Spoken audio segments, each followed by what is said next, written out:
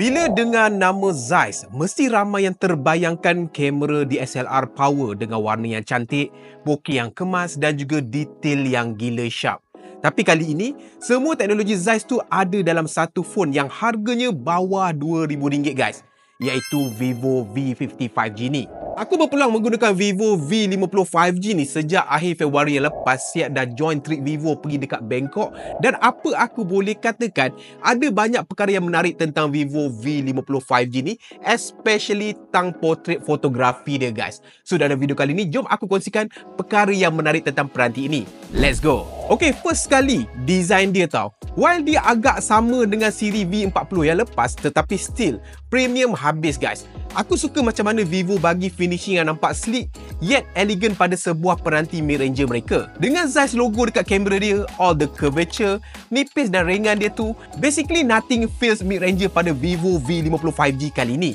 Ia terletak just nice in hand macam tu. Dan yang aku paling fall in love sekali adalah dengan warna Angkora Red ni tau. Sebab dia nampak garang, nampak estetik, nampak paling classy sekali.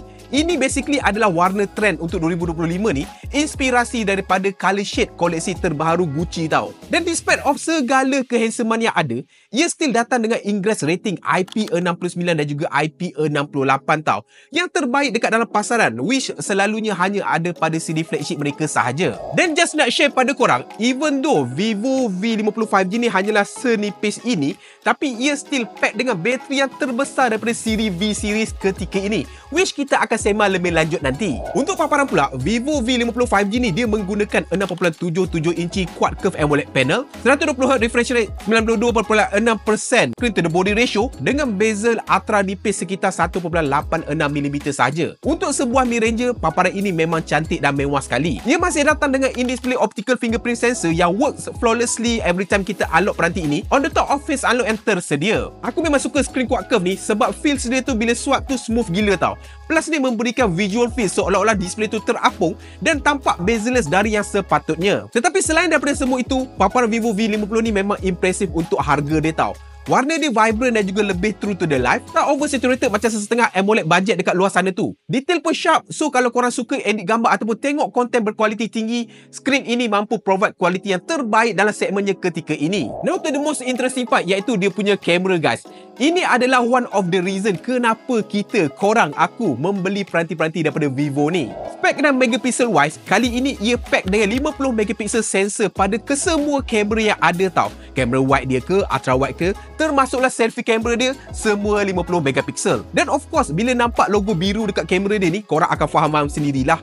Yes, Vivo V50 kali ini juga kameranya co-engineered by Zeiss. So the main focus kamera Vivo V50 kali ini on the top of line camera features dia adalah berkisar pasal Zeiss multifocal portrait fotografi dia. Di mana untuk 23mm, ia memang sesuai tau untuk portrait yang lebih luas, so boleh masuk lebih banyak elemen daripada latar belakang subjek. Manakala untuk 35mm, yang ini adalah focal length klasik tau untuk street fotografi dan juga portrait yang natural. Dan untuk 50mm pula, ia memberikan perspektif kompres yang lebih dekat dengan DSLR portrait lens tau. Yang ini memang perfect untuk shot-shot yang cinematic. Untuk kali ini juga, Vivo V50 5G ni siap ada 7 Zeiss lens effect tau, yang membolehkan kita hasilkan gambar bokeh dengan style yang berbeza tiap kali. So korang ada bokeh ala-ala biota, Sona, Plana dan macam-macam lagi.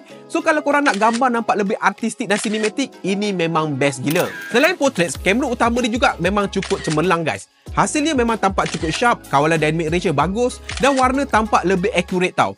Kalau compare dengan beberapa model mid-ranger yang lain, aku boleh katakan Vivo V50 ni tampak lebih natural dan juga kurang over sharpening. Selfie dia pun menarik tau. Aku suka the fact that selfie dia tu ultra wide, so senanglah kita nak ambil wifi ataupun group selfie macam tu. Bagi korang yang sukakan vibe cinematic, kali ni dia ada film camera mode tau, dengan filter dan juga border atau framing khas yang bagi efek ala-ala filem analog tau. Setiap filter ni dah di-tune dengan color grading yang unik, so gambar terus nampak estetik tau tanpa perlu edit yang banyak. Lepas tu ia juga kini ada live photo dengan live colorful adaptive border tau. Ia membolehkan korang untuk tangkap gambar yang ada sedikit pergerakan tu sebelum dan juga selepas shutter ditekan tau. Dan kalau ada objek ataupun subjek yang mengganggu, AI Eraser dia mampu untuk remove unwanted subject dengan baik sekali kebanyakan masa. Dan kalau korang sukakan night photography, korang pasti akan appreciate tau night shot dengan aura light 2.0 kali ini, di mana ia bukan sahaja boleh cool ataupun warmkan flash aura light tu, Tetapi kini, ia siap boleh malap ataupun terangkan arwah LED tu mengikut preference korang tau. Even kalau korang nak set auto pun boleh, tak ada masalah.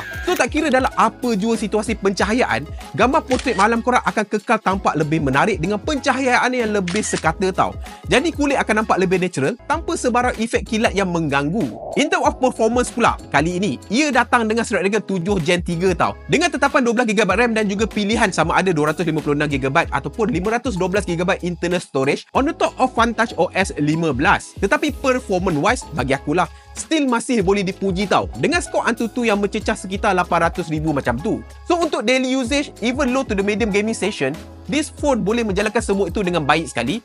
So far memang tak ada sebarang isu lag ataupun stutter yang mengganggu dan gameplay kebanyakan masa dapat dijalankan dengan bagus sekali tau. Yang menariknya lagi adalah kali ini Vivo V50 5G ni packed with 6000 mAh Blue Watt battery berserta dengan 90W flash charging in the box tau. 6000 mAh battery dalam body senipis ini memang lain macam lah. So korang boleh expecting great battery life pada Vivo V50 5G kali ni. So basically itu adalah seberengkas segalanya yang menarik tentang Vivo V50 5G kali ni. Kalau korang sedang mencari sebuah phone mid-ranger yang ada kamera portrait dengan Zeiss yang cantik, display yang cun, bateri tahan lama, prestasi mencukupi dengan kekalisan dan juga ketahanan yang terbaik, Vivo V50 5G ni adalah antara pilihan terbaik dalam siri mid-ranger premium ketika ini. So, apa pendapat korang tentang Vivo V50 5G ni? Korang boleh drop dekat ruangan komen dekat bawah.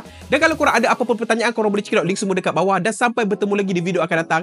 Macam biasa guys, Assalamualaikum. Ciao.